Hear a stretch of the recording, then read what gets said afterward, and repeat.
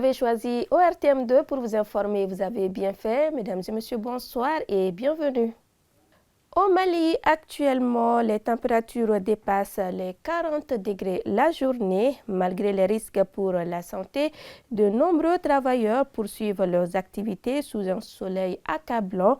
Entre résilience et nécessité économique, ils s'adaptent tant bien que mal à cette chaleur extrême.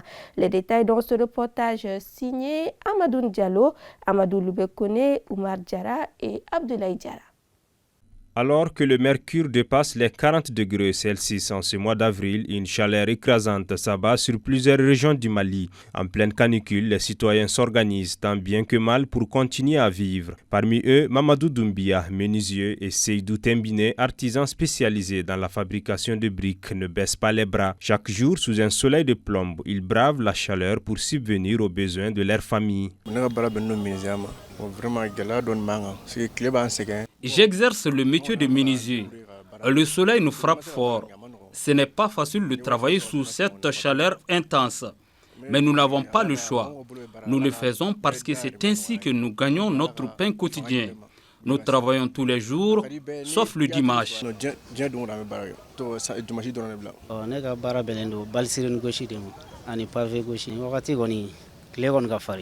Je suis briquetier. Ce n'est pas du tout facile pour nous en ce moment, car il fait très chaud et il est difficile de travailler sous ces soleils brûlants. Nous venons très tôt le matin pour pouvoir avancer avant midi, car à partir de 7 heures, le soleil réduit notre capacité de production. Malgré cela, nous n'avons pas assez de repos dans la journée, mais nous tenons bon. Travailleurs, commerçants, ouvriers, tous redoublent d'efforts pour poursuivre leur activité malgré les risques liés aux fortes températures.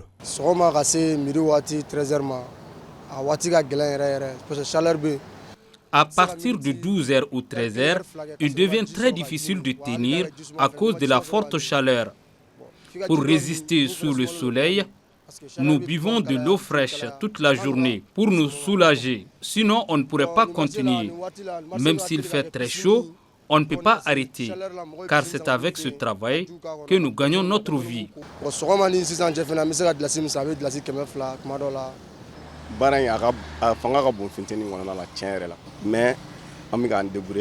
En cette période de forte chaleur marquée par la canicule, nous faisons tout pour remplir notre part de contrat, car c'est grâce à ce métier que nous vivons. Travailler pendant la fraîcheur et pendant la chaleur, ce n'est pas la même chose.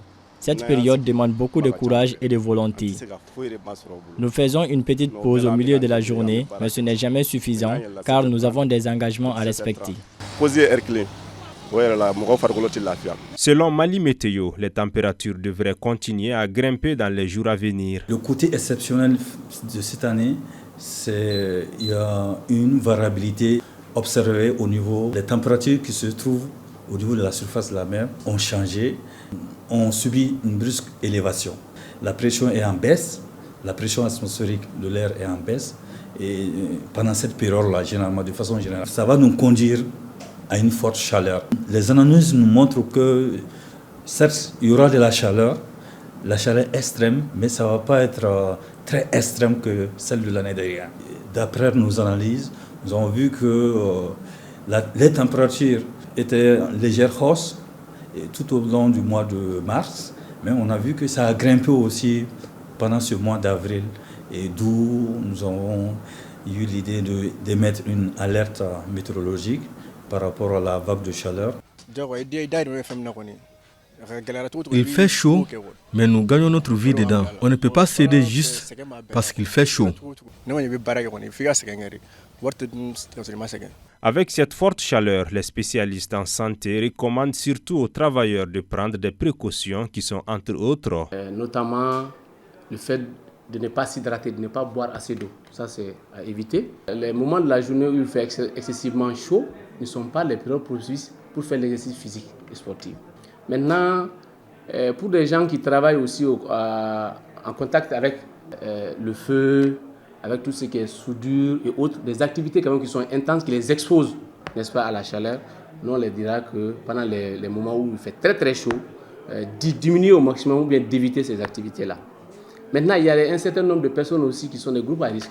Je parlerai des nourrissons, je parlerai des femmes enceintes, je parlais des personnes obèses, je parlais des personnes qui ont des problèmes pulmonaires comme asthmatiques par exemple. Toutes ces personnes-là doivent quand même limiter les mouvements, boire abondamment et effectivement essayer de se mettre à l'ombre pendant ces périodes-là. Face à la chaleur extrême, la résilience de ces travailleurs illustre une réalité sociale dure. La nécessité économique l'emporte souvent sur la santé. Une situation qui appelle à des mesures de sensibilisation, en particulier pour les professions les plus vulnérables. Notre rédaction s'intéresse aujourd'hui à l'odeur corporelle. Et oui, quand le thermomètre grimpe, nos corps réagissent naturellement par la transpiration. Si cette réaction biologique est normale pour réguler notre température, elle s'accompagne parfois d'un désagrément social majeur, à savoir l'odeur corporelle. Comment faire donc face à son odeur en cette période de chaleur? Des éléments de réponse avec Djenaba Djikiba.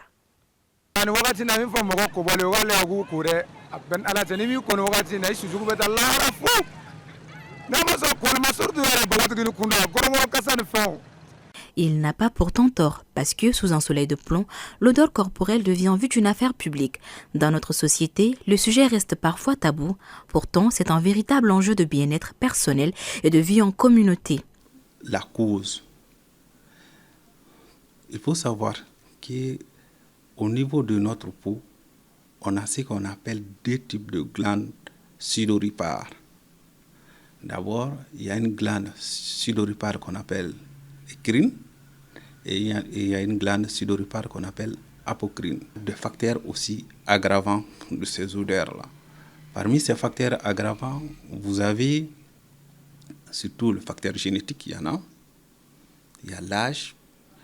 Vous allez voir qu'un enfant n'a pas les mêmes odeurs qu'un adulte.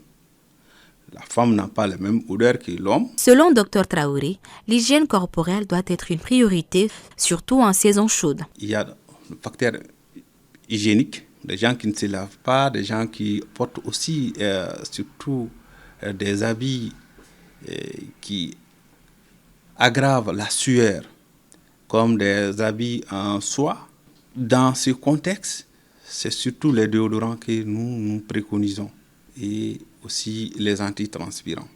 Parfois, même avec une bonne hygiène, certaines personnes continuent à dégager une forte odeur corporelle. Déodorants, antitranspirants, savons parfumés, tout y passe sans résultat satisfaisant. Mais il arrive que même avec toutes ces mesures, certaines peuvent continuer à sentir. Il y a un traitement approprié par les médecins. Soit on va injecter certains médicaments pour bloquer même les canaux qui sécrètent de la sueur, ou parfois il y a d'autres traitements comme le laser. Au-delà, on peut même faire la chirurgie. Sur la problématique d'odeur corporelle, les citoyens se prononcent. J'interpelle chacun, prenons soin de notre hygiène au quotidien.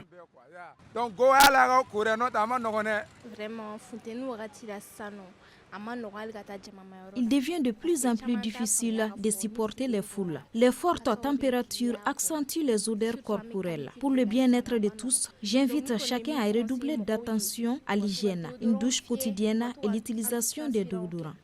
Au fil de notre balade, nous avons rencontré Moussa Diakité, qui nous a confié qu'il n'aimait pas du tout se laver. Et pourquoi ?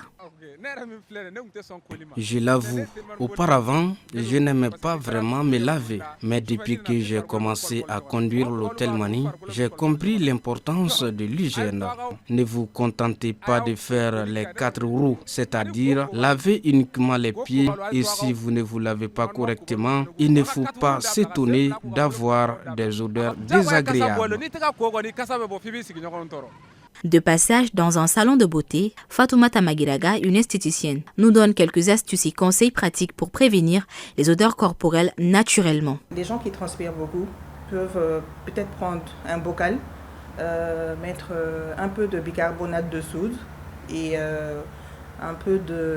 quelques gouttes d'huile de coco et un peu de talc ou bien de fécule de maïs.